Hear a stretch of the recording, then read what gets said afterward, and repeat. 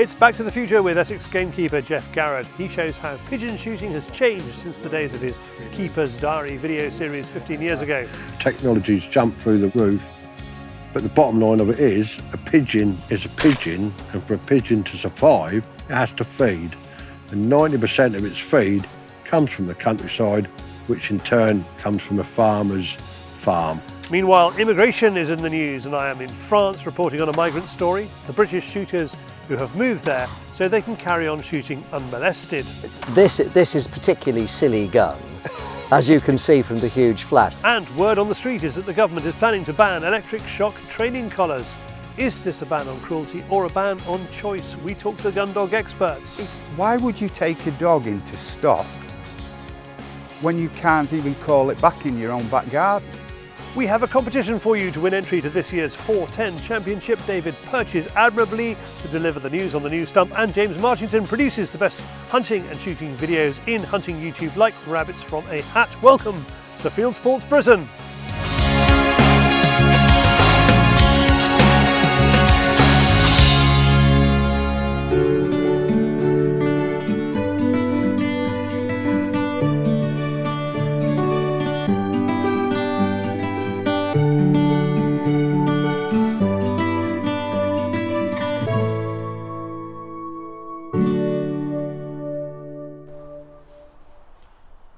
I'm not sure whether you can get addicted to cartridges, but it was always something about a paper case Ely cartridge that when they were fired, they had that aroma. Brings back memories of them early days sitting in a pigeon eye with my dad. You could see a cartridge would be smoking for a little bit after it was on the floor. Just lovely. Essex gamekeeper Geoff Garrod is reminiscing about his early days shooting pigeons more than 50 years ago. First cartridges that me and my dad ever used were Ely's. So I've got a little bit of history with Ely. It was whatever my dad could get hold of in them days. And it was worth selling pigeons, it was worth selling game. So we'd take the pigeons in, get the money, and whatever the game dealer had, later on, we'd buy. Hopefully they were Ely, but obviously there were other cartridges there we brought.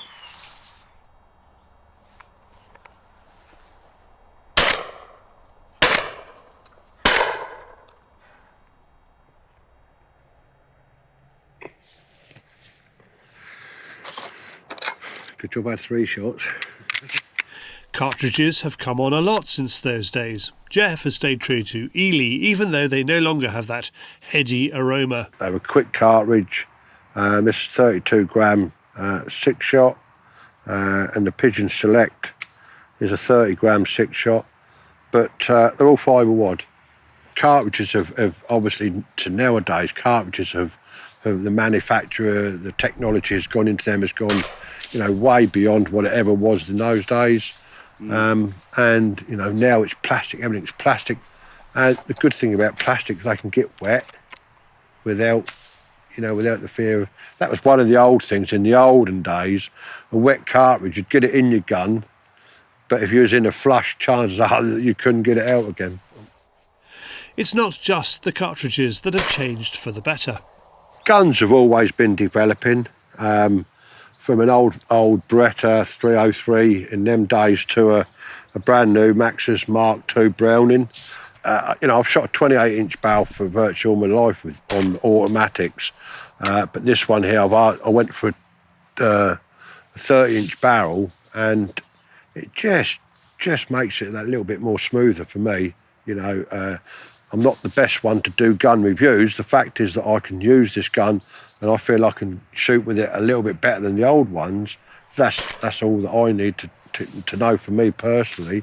And a 30-inch barrel on it, shooting Ely felt wad cartridges through 3/4 choke, for me, is a good combination. There have been big developments in decoys too, although Geoff still prefers to use the real thing. I have used decoys, plastic decoys in the past, but a dead real pigeon is the way forward. You can't beat them. The difference now is that we have all sorts of mechanical gear, the whirlies, the flappers, the up and downers, the walkers. you name it, there's a machine out there that can make a pigeon do it. You know, although some situations a mechanical device might help, but I was then, and I still am, a very basic traditional pigeon shooter, which is consistently, watching a field, watching flight lines, hopefully getting underneath a flight line, getting your hide in the right place, building a decent hide, setting your pattern up rightly so pigeons think, it's inviting to them to come down to have a look. Pigeon shooters' clothing has come a long way over the years. Well, I mean, it's another thing. The clothing, I've got Jack Pike camouflage gear. The clothing has gone, again, it's gone leaps and bounds from the old-fashioned corduroy and moleskin trousers to top of the range high-tech boots to camouflage clothing. A lot of technology's gone into this to get it right, so you try and keep yourself invisible, and by wearing the right clothes, enjoy your day. The old-fashioned barber, I used to wear one of those when I started, and it was all the rage. The first time I wore a second-hand barber, when it rained, I couldn't quite work out what all the rage was about because I got frozen cold, soaked through, and I took the barber off and stood it in the corner. Yeah, he used to stand up. Got that stiff and that wet, they used to stand up, and then over the winter, when it was drying out, it used to just melt down into a heap, a bit like a snowman. Hello, mate. Hello. You all right? It's cool, yeah. Mobile phone in those days was, you carried it around with attached to a breeze block. These mobile phones today, if you've got like 2 or 3 people out, always ring them up, see how they're getting on, see if someone wants to move, put something here, put something there, rather than having to get in your truck and drive and speak to them. Yeah, make life a lot easier than the old mobile. It's amazing how we ever got on in life. 15 years ago, Geoff was starring in the Keeper's Diary series of DVDs, filmed by his gamekeeper friend John Pyle. I think of all the technology in what I've done over the years in the filming, the cameras have just gone leaps and bounds. From that early day,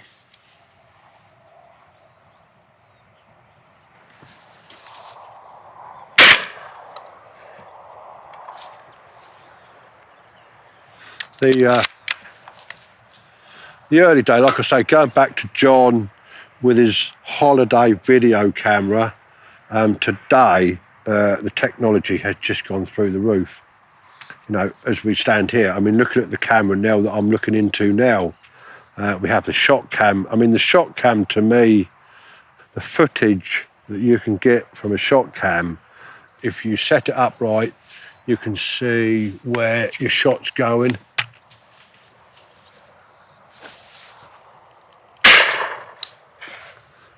Unfortunately, you can see where you miss and all.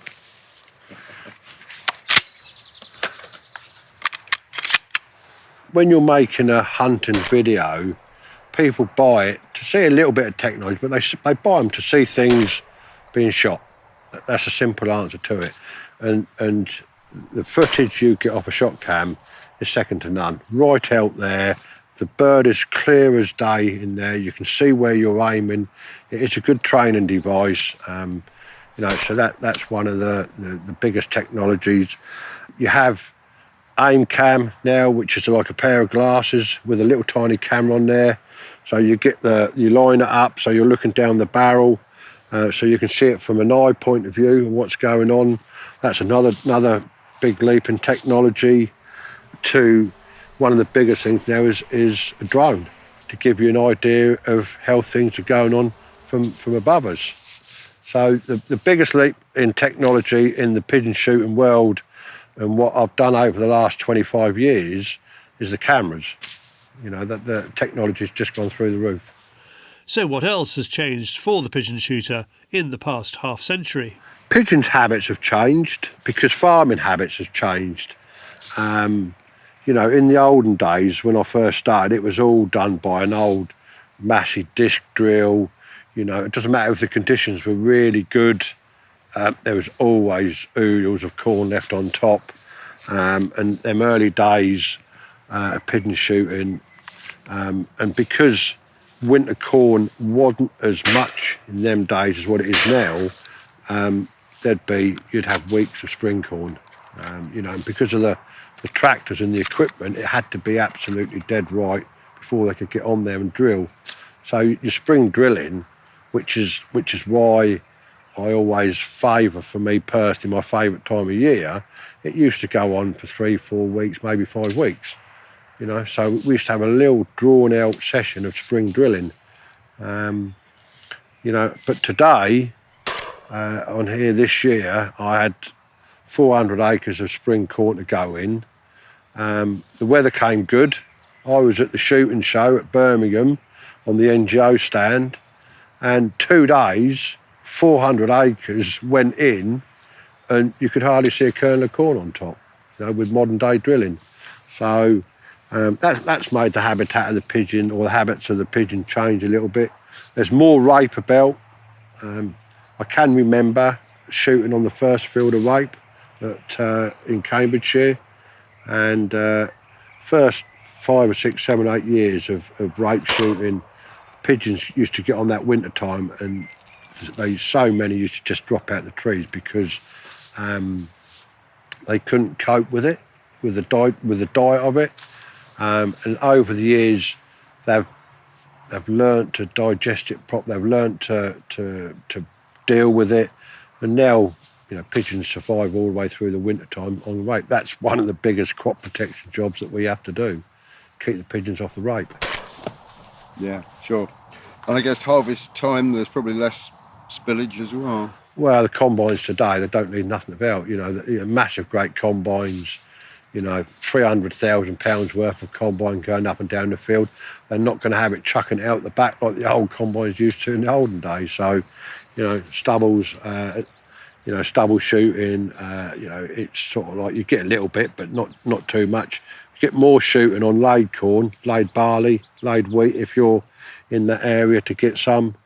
There's a bit of shooting now on rape stubble, but again, in the olden days when rape was about and they got onto rape, with the farming side of things, your stubbles used to be about 3 or 4 weeks, 2 or 3 weeks. Now, with the size of the tractors and equipment, the combine goes out one field, the cultivator comes in the other end of the field, and within a day it's all turned over, all ploughed up, turned over, so your stubble shooting's gone. Technology or not, Geoff reckons that some things never change. Like I said, you've got the whirlers, the spinners, the flappers, the walkers, whatever. Technology's jumped through the roof. But the bottom line of it is, a pigeon is a pigeon, and for a pigeon to survive, it has to feed. And 90% of its feed comes from the countryside, which in turn comes from a farmer's farm. So for him to keep in business, he has to control the pigeons. People need to just get a grip of life and have a little bit of reality, and don't believe everything that they see on television, because a lot of it's not true, and listen to hard facts from people that know. It is crop protection, but for me, I've been doing it now for 50 plus years. It's my #1 hobby, simple as that. For more about Browning, go to browning.eu. You can find Ely cartridges at elyhawklimited.com, and for Jack Pike it is jackpike.co.uk. Now, we had 4 winners of last week's competition for the 4 pairs of Shuttle Socks shooting socks. I won't read out their names, but you will be able to spot them in the shooting field this season by their finely turned calves. This week's prize draw is for entry to the British Open 410 Championship at the E.J. Churchill Shooting Ground at West Wickham in Buckinghamshire on Monday the 28th of August 2023. Entry is usually £59, thanks to organiser Richard Gray from Premier Game Days for donating it. You don't have to win it, you can book direct with the ground. If you want to win it, easiest way to enter the competition is to join the Fieldsports Nation and watch their special Tuesday night show Fieldsports Extra. Link to that membership below. Now to another small bore. It's David on the Fieldsports Channel News Stump.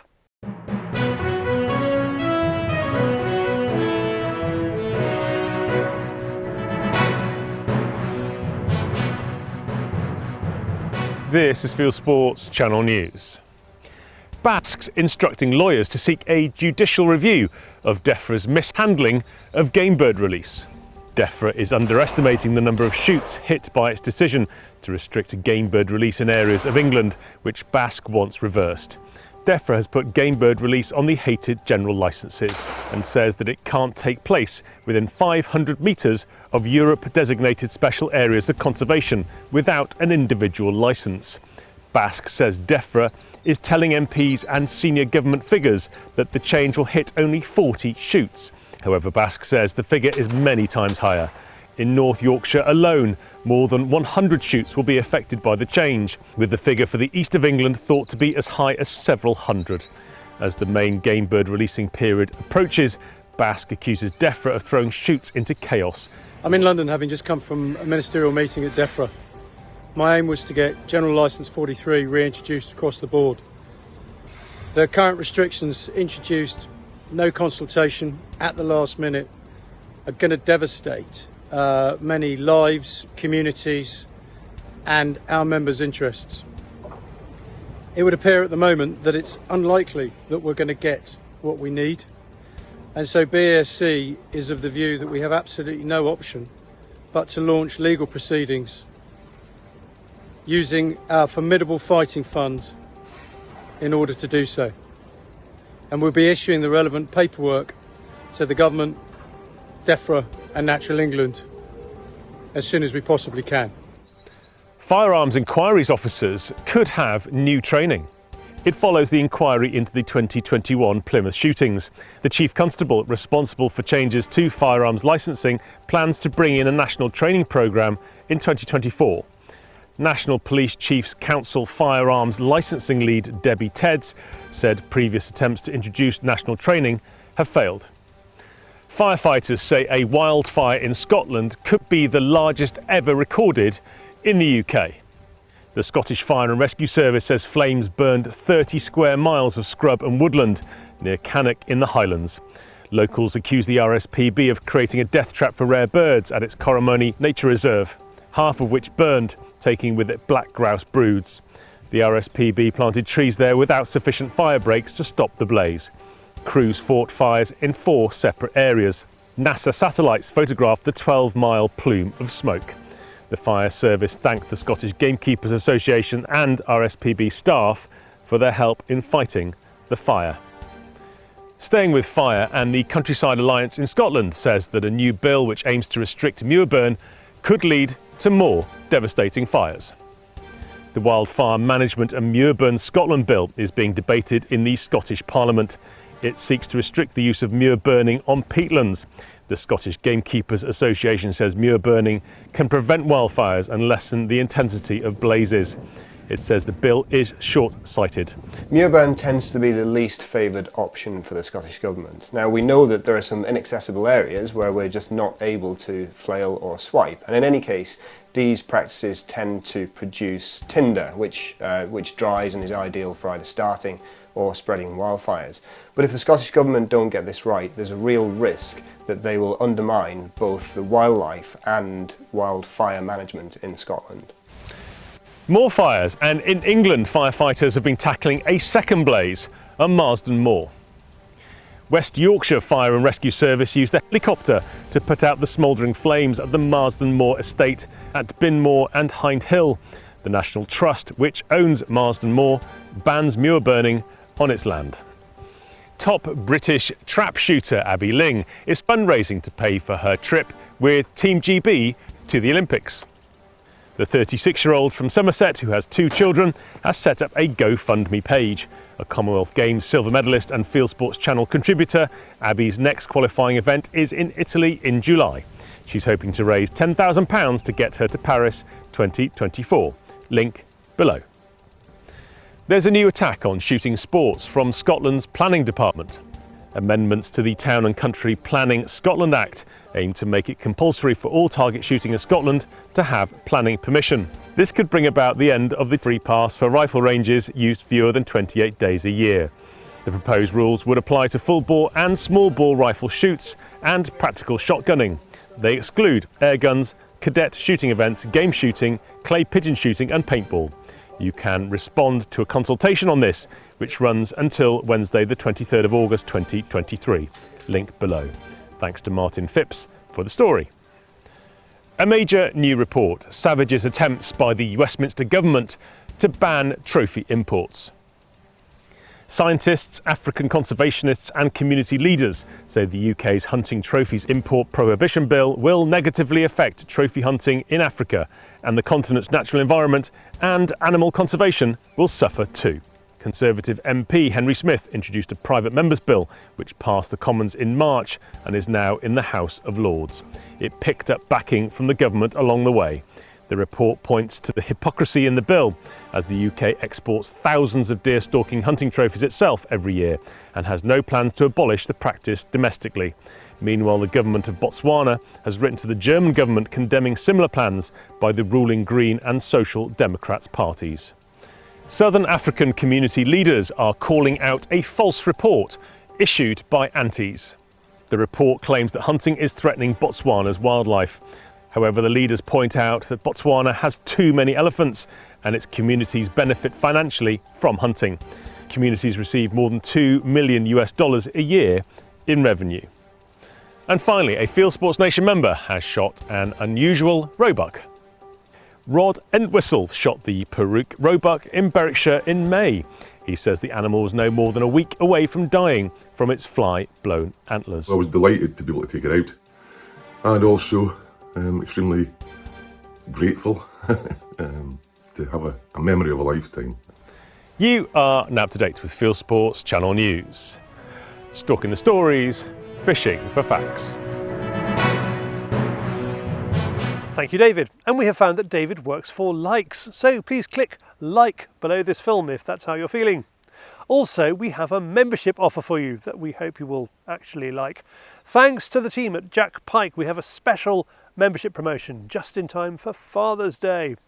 Purchase an annual Fieldsports Nation membership for £50 and you will get £45 worth of Jack Pike gear, including a canvas field rucksack, trigger lock and Pro Sport earplugs for just £4.99 to cover postage.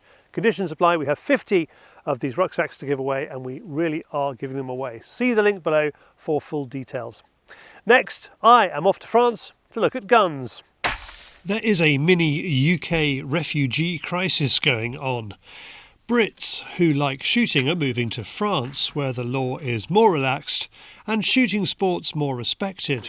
Yeah, that's fine. Yeah, that's fine. Yeah, parfait, merci. Jean-Michel uses his bicycle to collect the targets from the 200-metre indoor range he runs in southwest France. He has benefited from the tightening of firearms laws in the UK. It was a refugee problem.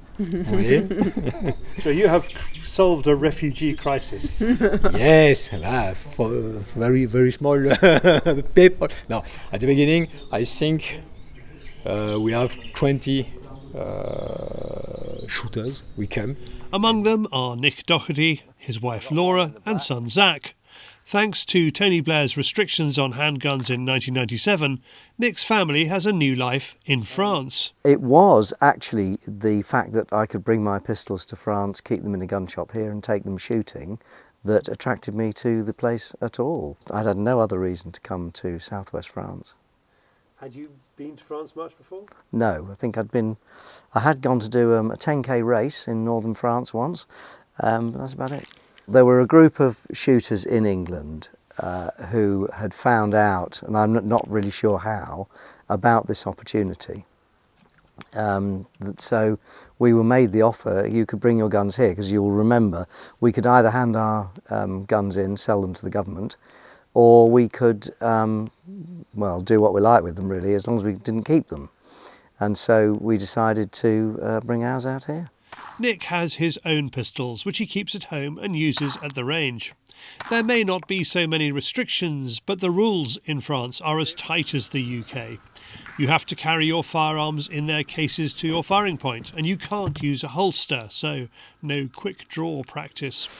Among Nick's own guns is one of the most famous handguns in the world, the Colt 45, this one made by Auto Ordnance. You can rent guns to use here, although only in semi-auto, not full auto.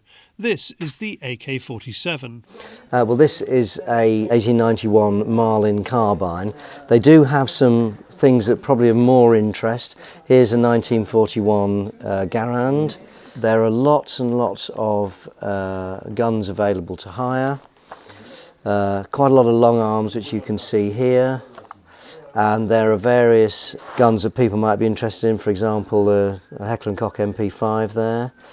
The range rents them out for an hour at a time, including 50 rounds of ammunition. A lot of this is about heritage. Nick has a pistol that shoots historic ammunition. So this is 30 carbine. This is the same round as we were looking at the picture of the M1 carbine from the Second World War. But this is going to be fired in a handgun. This is a thing called an Auto Mag 3. Because this is a very short barrel, not all of the powder will burn. And so we will find that there's quite a flash coming out of the end of the barrel. Nick lets me have a go. It appalls me that I am so out of touch with pistol shooting, an entire branch of shooting sports. Now, right. when I take it off you, yeah, obviously nowhere near the trigger. Yes. Put a hand round like that, is that normal? Yeah, now what you're going to do, you're going to need two hands for this, so you're going to have to put that thumb over that one. Okay. Okay, this is really important. Right. Because this is going to fly back, and if your thumb was in the way, ow, you wouldn't have a thumb anymore. Ow. Now, I'm pointing it down range. Yes. Is that safe? That's safe, and at the moment this is locked open. And so actually the locked open is the thing that above all says... It's just like with a broken shotgun. Brilliant. Okay, so that cannot fire at the moment. Gotcha. So put your arm out straight. Okay, and obviously the sight picture's like you'd expect on a rifle. Yep. All right. Bingo. Lovely. Okay, right, so magazine in there. Yep. And now you're going to push that catch down, hold it back where you were. Like that. That's it. Push the catch. That's it, and you're ready. Okay, right. You'll hold it tight. Just squeeze it lightly. Yes, there's a real like that. Yes. But that didn't actually do that. No, it flips up. You know, can I put this down? Is that no, safe? Not like that. You can't. Right, how do I put it down? Keep firing. Keep firing until it's empty. Yes. All right, let me do that first.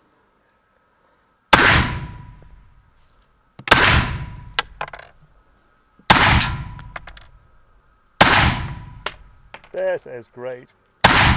There you go. Right, it's empty now. Right.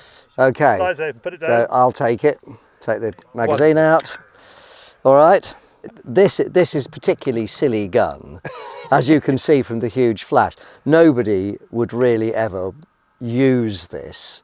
This was made by some Americans as a bit of a joke to use a rifle round in a pistol. And that's why we're getting that huge flash out the barrel, because there's so much powder in one of these rounds that it can't all burn in the barrel, which is why you get the flash out the end. Obviously, if you fired this in a rifle, it would go faster, but you wouldn't get the flash. So what we're going to do now is we're going to move on to the Uzi, okay? Right. Again, this is semi-auto. Obviously, civilian shooters in France are not allowed full auto.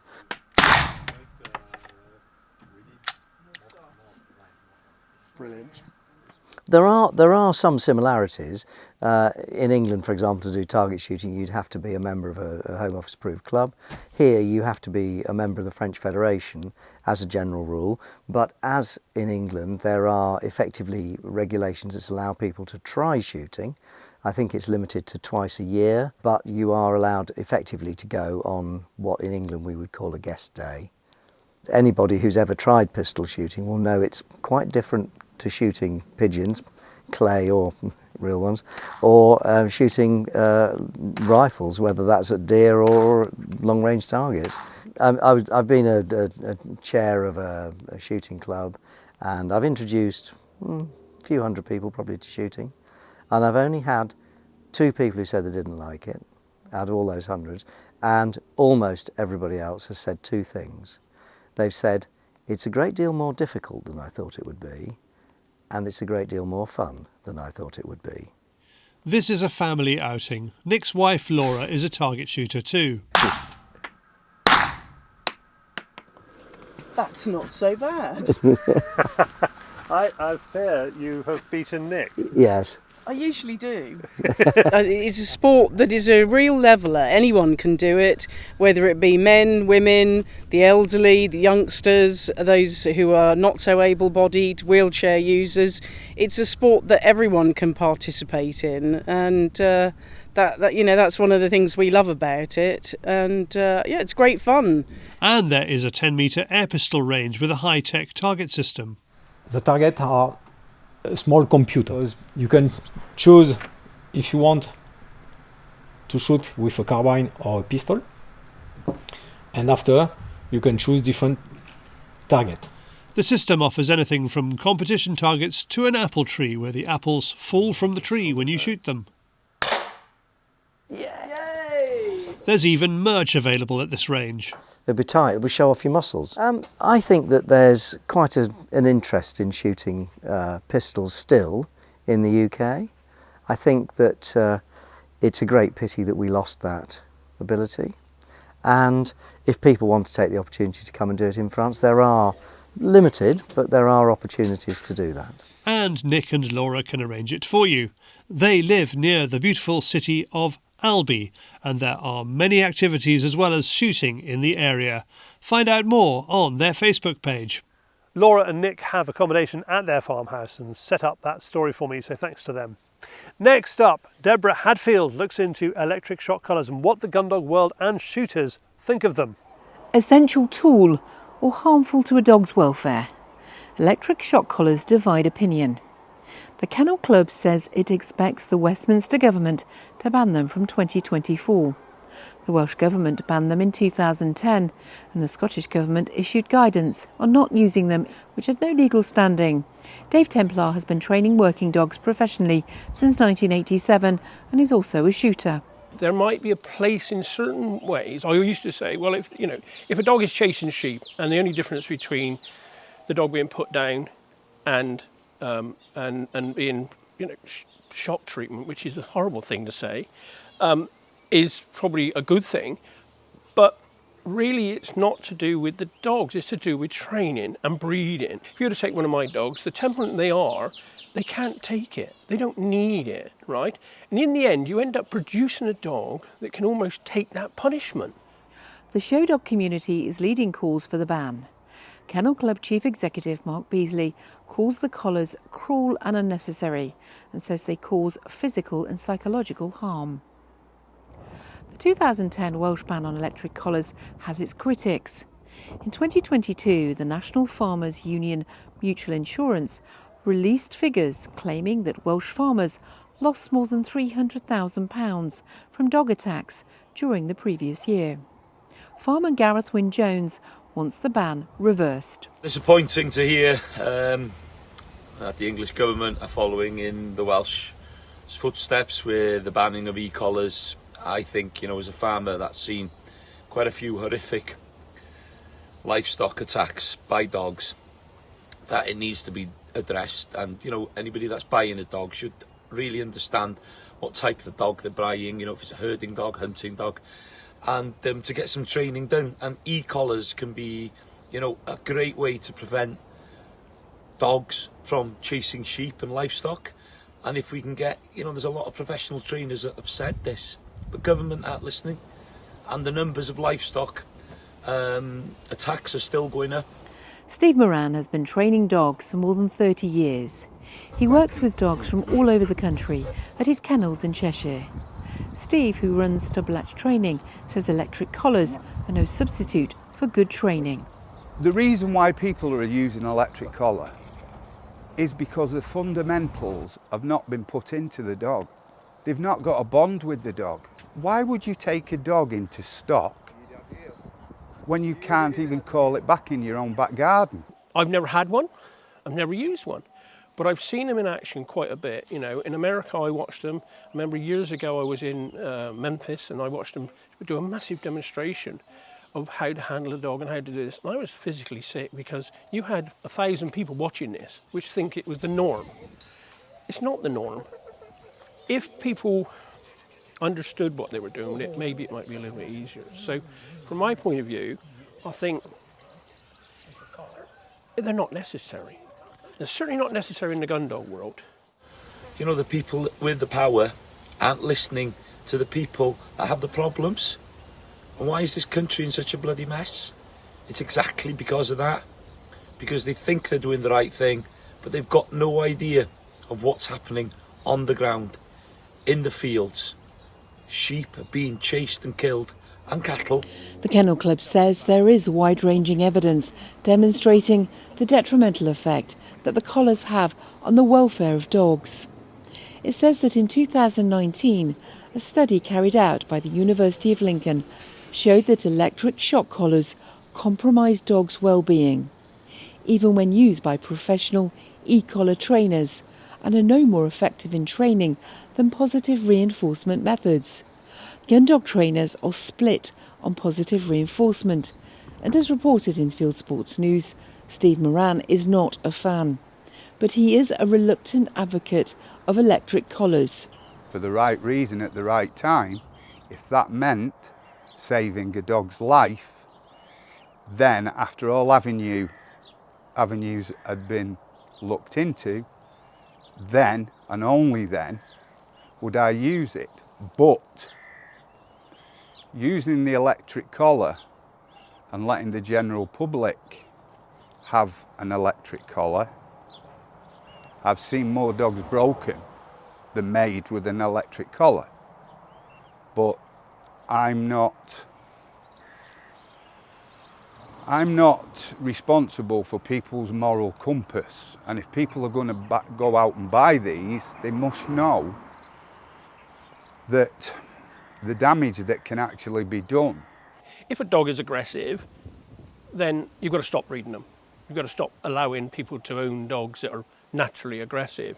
If the dog, you know, the owner has to take responsibility. You know, you can't. It's no good saying, well, the dog chases the sheep over there. You know, let's put the dog down. It's the owner that owns it. So somewhere on the line there has to be more education. You can't say, well, okay, I'll go home and electrocute my dog when it chases sheep. It was you that let the dog do it. The dog didn't know. It's just a natural instinct. You let it do it, and it enjoys doing it.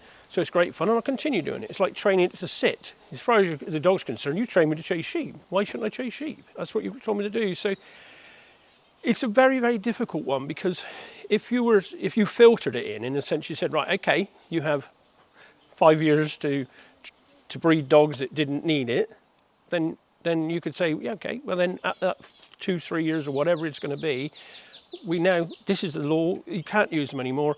If you haven't used it up to this date, stop using it. And these e-collars can help so much in prevention, and it would save thousands of sheep's lives.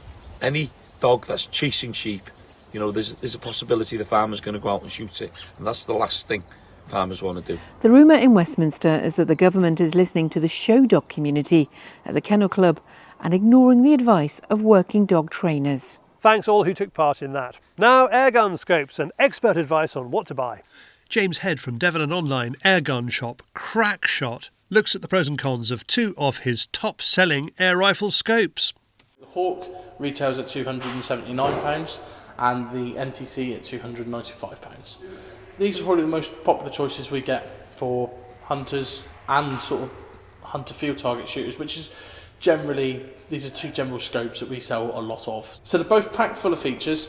So the MTC on my right here has got tactical turrets, so you just lift them up, turn them to where you want to, side focus and illuminated reticle. The Hawk on the left has turret caps, underneath exposes a nice tactical turret, side focus and illuminated reticle as well. They're both very usable reticles for airgun shooting. I prefer the Hawk. I think the glass is that little bit better. I do prefer the build quality of this one, and I prefer the reticle. You do get larger lines in the Hawk, so if you're given windage, shooting on windy days, that does make that a little bit easier to locate what line you will be shooting on. The MTC is a good reticle, but for me it's just a little bit too fine, and it is lacking those longer lines on the mill dots. I think it's too thin, especially if you're shooting at dusk and dawn, you can lose that reticle. Even with the illuminated reticle, if you're shooting into something dark, that can be a little bit more of a challenge, whereas the Hawk has just got the edge on that for me. For more about Crackshot, its range of airguns and the ranges in which you can try them out, visit crackshot.uk. Thanks, James. Next, from Devon to the wider world of hunting and shooting films on YouTube, brought to you by James Marchington, it is Hunting YouTube.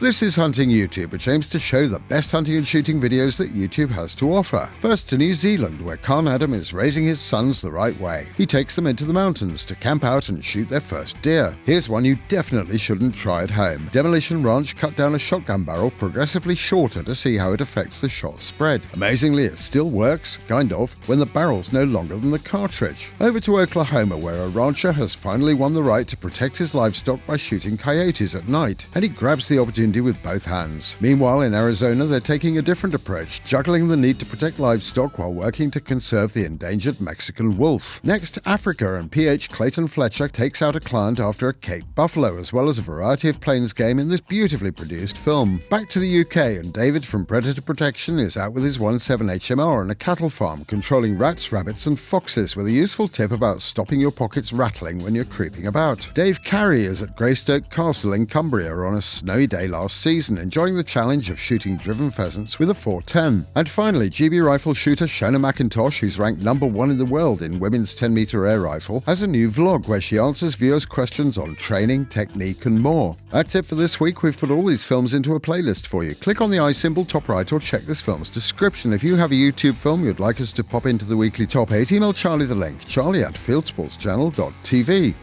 Well, that's it for this week. If you haven't done so already, please whiz over to our website, fieldsportschannel.tv. You can click to like us there on Facebook and on Instagram. You can follow us on Twitter, subscribe to us on YouTube, pop your email address into our register page, and we'll contact you about this show. Fieldsports Britain, it's at 7 p.m. UK time every Wednesday. And this has been Fieldsports Britain. Good hunting, good shooting, good fishing, and goodbye.